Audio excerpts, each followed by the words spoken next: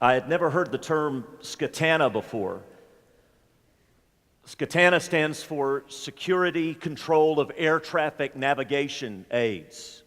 It was developed by the government in the event of a national crisis. In the event of a national crisis, all civilian planes could be grounded, and the only kind of planes that had any kind of business being up in the air were that of the United States military. SCATANA's only happened once. It happened on 9/11. And for the first time on 9/11, the FAA closed all of the civilian airports in our country. And we were grounded. This morning, we're grounded in a different sense. I know I am.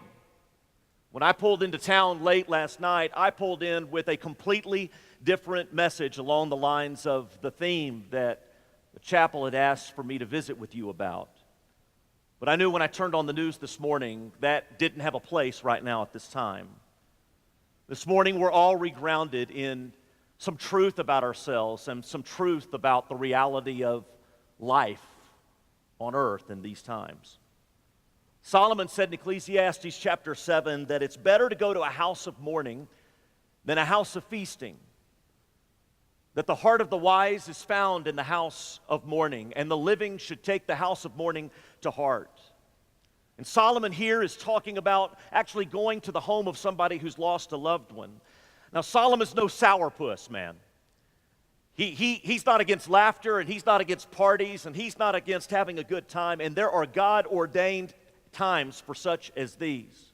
All he's saying is that when it comes to looking for real, hearty wisdom for life on earth, you're more apt to find it coming face to face with death than you are in the noisy company of parties and entertainment and laughter, where the deeper realities of life are drowned out by all the food and all the drink and all the small talk. Just think about the kind of conversations you've probably had in the car on the way to the visitation of the funeral, the kind of conversations you have in the lobby of a funeral or on the way home for a funeral. You have different kinds of conversations. And this morning, Las Vegas and most of our country is entering into a time of mourning. And I'm just here to remind us to let the heart of the wise be found here. You and I are being regrounded in some realities even as we speak right now, as we're being sent into the world. One of the realities we're being grounded in is the fact that our relationships matter more than our things. And I don't think there are many arguments happening in Las Vegas this morning, or quite frankly, anywhere in our country right now, over money, possessions, or any of that other stuff. Because every now and then, our definition of a bad day gets reframed. Our definition of what's important gets reframed. Our definition of what's worth fighting over gets redefined. Tragedy has a way of doing that. And today, we're just grounded in this reality that our relationships matter more than our stuff, and the wise will live accordingly, even in between the tragedies.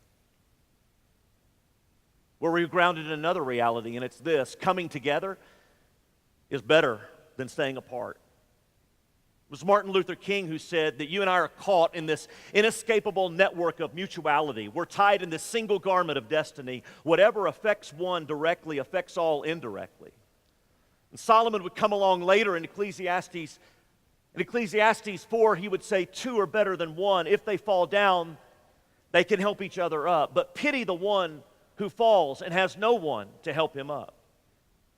And stories are going to emerge over these next few days out of Vegas about the way human beings come together and the kind of human beings that risk their life to shield and help other human beings.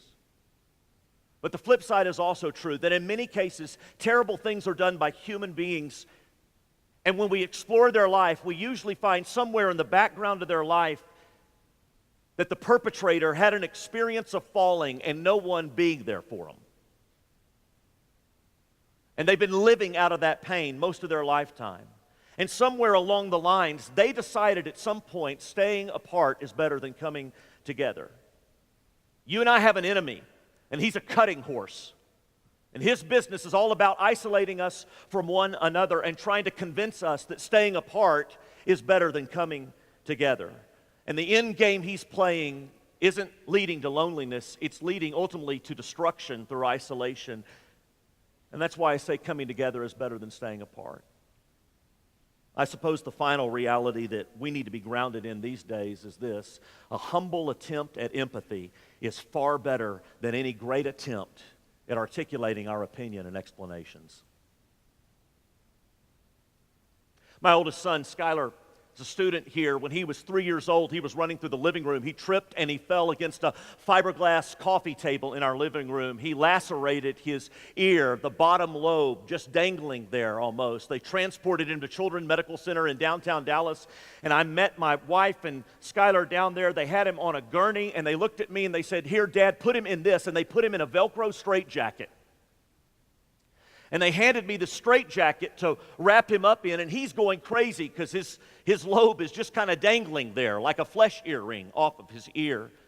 Blood is everywhere, and the next thing he knows, his dad is putting him in this Velcro straitjacket, basically to keep him from moving so they can work on his ear. And I remember strapping him down in that straitjacket and him asking over and over, "Why you doing this, Dad? Why you doing this?" Then I remember when they came in after they had him all bound up and they pulled out those needles to give him local anesthesia. And I was begging them, "Go ahead and give him general, knock him out." And they said, "No, local will do." And I go, "But what if it doesn't take?" They go, "In most cases it will take." Well, guess what? They gave him 4 shots all around that ear, and they started working on him.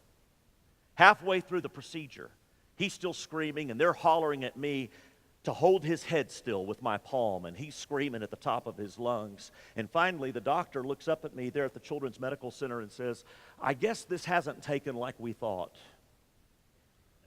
We're going to go get general." And I wanted to ask for some for myself.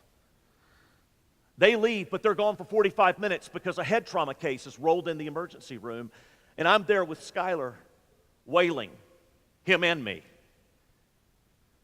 And finally, I don't know what to do to calm him down, but I crawl on top of him on his gurney, and I look at him, and I'm trying to get his attention. I go, "Skylar, Skylar, this happened to Dad too." And for the first time in about 45 minutes, Skylar calmed down and went, "What?" I said, "This happened to Dad too." And I pointed at this scar right above my right eyebrow from an accident I had when I was 19 here in Abilene. I was dunking on a 7.5-foot goal. And my leg swung out from underneath me, and I came down head first onto the asphalt, and I split the skin open to the bone of my skull.